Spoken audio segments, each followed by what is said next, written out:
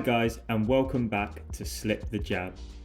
Today I wanted to talk about something that I think is a little bit unspoken in the heavyweight division, and it's going to be a big issue over the next few years.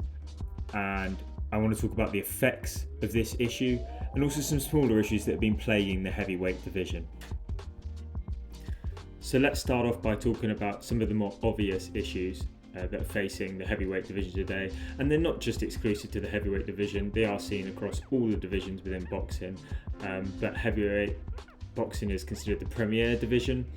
I think that's just due to the knockout power, the sheer size of the guys. It's always been popular, and so it's at the forefront of being scrutinised for these issues. And that big issue is trying to make the fights happen.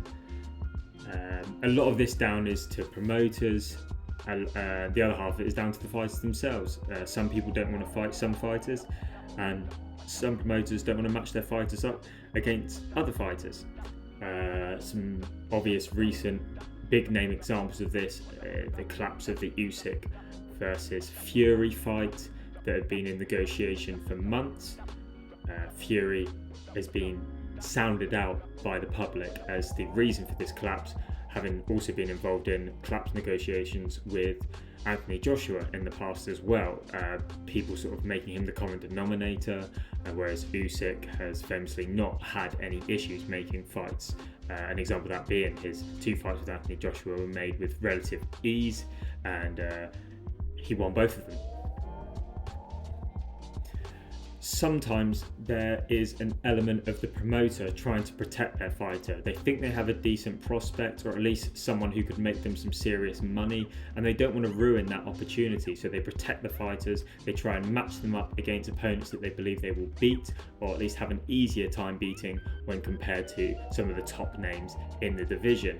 It's a very common tactic. Everybody likes to have that number and zero on their record, and they want to hold on to that zero for as long as possible, because it puts bums in seats. It makes them a more dangerous fighter in public perception, and generally it generates more money. This isn't the sole reason though why fighters don't fight each other.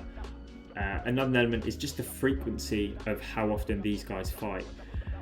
Boxing's come a long way from where it was in the past. So before, you were fighting 15 round fights, and before that, speaking a long time ago, you used to have fights that went into an insane amount of rounds, and the health and safety around it was terrible, and the risk that the fighters were taking for their lives was significantly greater than what it is now. Of course, boxing is a dangerous sport. There's still a huge risk element involved, but it's not like what it used to be way back in the day, pre-50s time. So part of why the fighters don't match up as often is if they've had a particularly tough contest, they might have been suspended from fighting for a number of months to recover from that injury. And also for themselves, even if they haven't been suspended, they don't want to be pumping out 5, 6, 7 fights a year. Occasionally you'll see that at the start of people's careers. Maybe you've got someone who is like a Deontay Wilder in terms of one-punch knockout power, and he's winning a lot of fights within the first couple of rounds. It's not too taxing on his body, so he's able to fight multiple fights in a short period of time because he doesn't have to fight that many rounds. You know, he could go through 6, 7 fights and he might have only fought 12 rounds maximum, whereas you could go into an absolute slugfest later in your career with someone who is more fairly matched with you, and you'd be going for a 12-round fight just in that fight alone and taking a lot of shots. This has given rise to the idea that there is a suitable amount of fights that a heavyweight boxer should have each year. And this is a difficult number to pinpoint because it is circumstantial. I wouldn't want to see a particular fighter get seriously hurt in one fight and then forcing himself to get back out there and fight.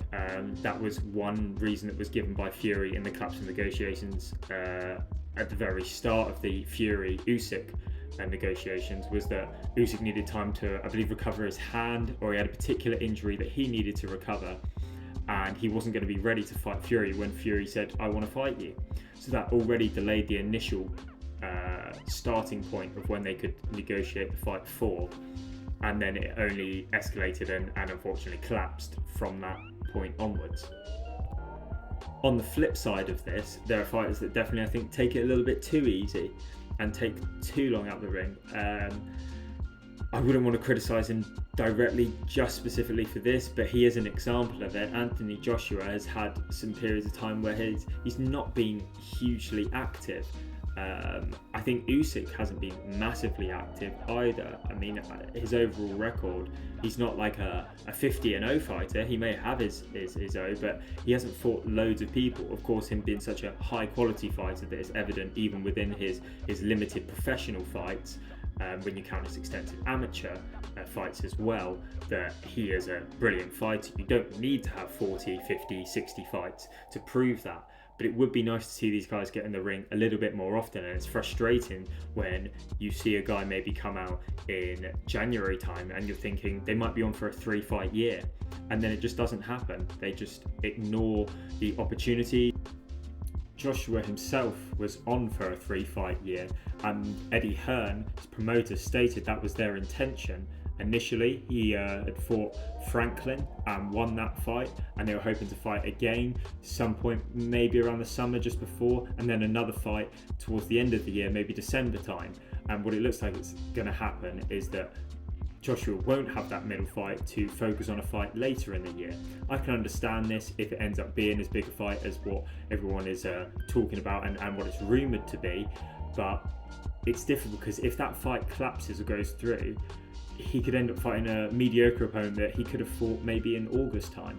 And this isn't just an attack on Joshua. Many fighters do this, and it's a difficult position from a fighter's aspect to be in, but it just means that you don't have a huge frequency of fights a year.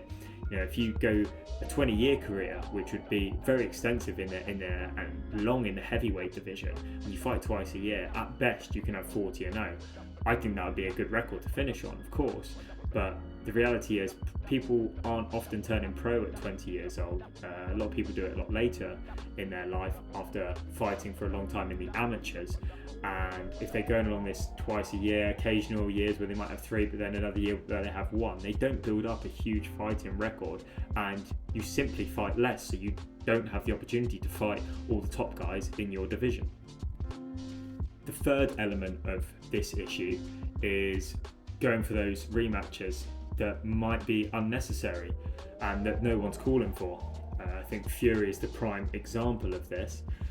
He's fought Chisora way too many times. He beat him very soundly the first time, and there was no reason to ever fight him the second or third time.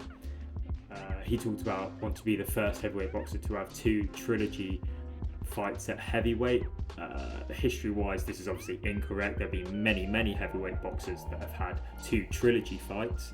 I'm not sure if he meant where he was the champion the entire time, but even in that case, I think that there has been instances where either the fight has been for a championship or a fighter involved has been a champion for 2 full trilogies. I always think of Muhammad Ali obviously having 3 fights against Joe Frazier and having 3 fights against Ken Norton.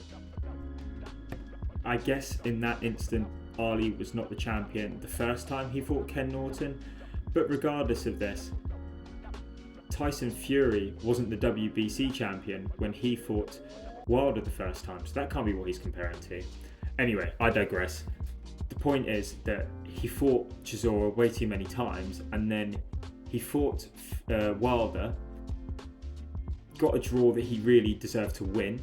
He then fought him the second time and resoundingly beat him. In the public's eye, he beat Wilder twice. There wasn't a huge demand for that third fight at the time at all. And a lot of people forget that because the third fight turned out to be such an excellent fight to watch. Again, I think all 3 were brilliant fights that at the time it was really viewed as something that he didn't need to do because he'd already beaten Wilder soundly twice. Of course, he went on to win the third fight. I would say that fight was very competitive, maybe the most competitive of the 3, but I'd still say he comfortably won in the end by sort of gritting his teeth, getting up off the canvas, putting Wilder down a number of times. But these were all fight slots that Fury could have used to fight other opponents. Now ultimately I think the Wilder one will fall in his favour from a legacy point of view, but the Chisora one definitely doesn't, especially when the opponent that it could have been would have been an Anthony Joshua for that third fight. Wilder himself had a fight with Ortiz for the second time. I don't think that was a necessary fight, so it's again not just Fury that is the only person who does things like this. Really, I think this should be down to the so-called alphabet bodies to make these mandatory fights happen and order these difficult fights to put fighters in a position where they could risk losing their title. Some of them will willingly give them up, but it might make some more fights actually take place and actually happen. Everything we've just talked about are a number of issues that are within the heavyweight division, but the one thing that I really think is not spoken enough about is that this is a aging division. Of course there are always up and coming fighters, there are always new people, but if you look at the top guys in the Ring magazine's ranking, for example, which is usually a good indicator of at least who are the top guys regardless of the order that they are in. To pick some names out, Dillian Whyte, 35, Joe Joyce, 37 years old, got to the game late as a professional. Tyson Fury, 34, 35 this year, retired multiple times already. Usyk, 36 years old, 37 in January. And Deontay Wilder, 37, 38 years old at the end of this year.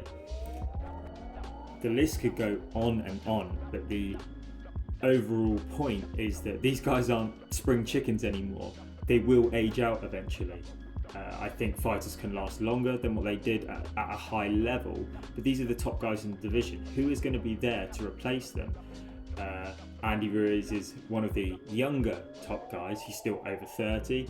Hrgovic is in the same position, but they aren't better than the top guys that are currently existing. It's not like there is a young gun at the moment that's just steaming through the division like a 20-year-old Mike Tyson that's just taking the world by storm.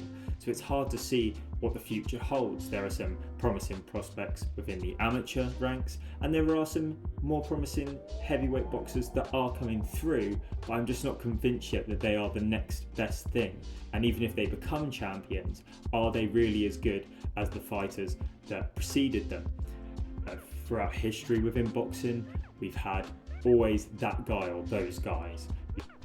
Your Evanders, your Mike Tysons, your Lennox Lewis's, and you could follow this chain back all the way through your Joe Frazier and Muhammad Ali, Sonny Liston, there are countless names, Larry Holmes. There's always been that guy, and it's hard to see who the next one is. And with this aging division, these fights need to happen. We need to work out who is truly the best now before these guys age out. I mean, many of them, you could argue, are already out of their prime.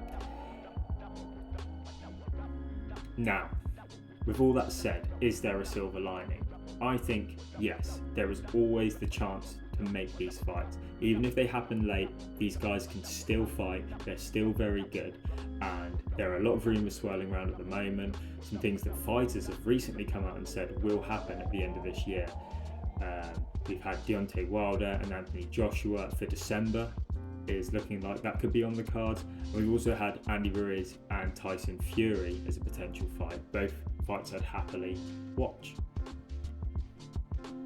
I hate to bring more negativity to the point, but it's difficult to truly believe in these fights until you hear an official announcement and the contracts are signed, and almost until these guys are actually in the ring. You just don't know if they're actually going to match up, because we've had so many big fights collapse over the years, and it's gutting to see that this sport has so much potential and these guys aren't ending up in the ring for one reason or another, aren't ending up in the ring together. And it seems so simple to just make it happen.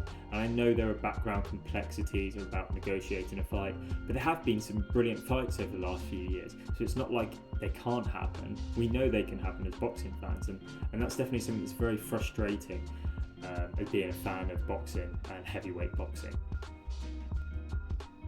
Ultimately, only time will tell if what I've said comes to pass, even with the Joshua and Wilder potential fight at the end of the year. A lot of people saying this fight should have happened 5 years ago, back when they were the two major champions and there was huge hype for it. Obviously that took a different path with Fury's return and then Usyk moving up to heavyweight, and that's been interesting to watch develop.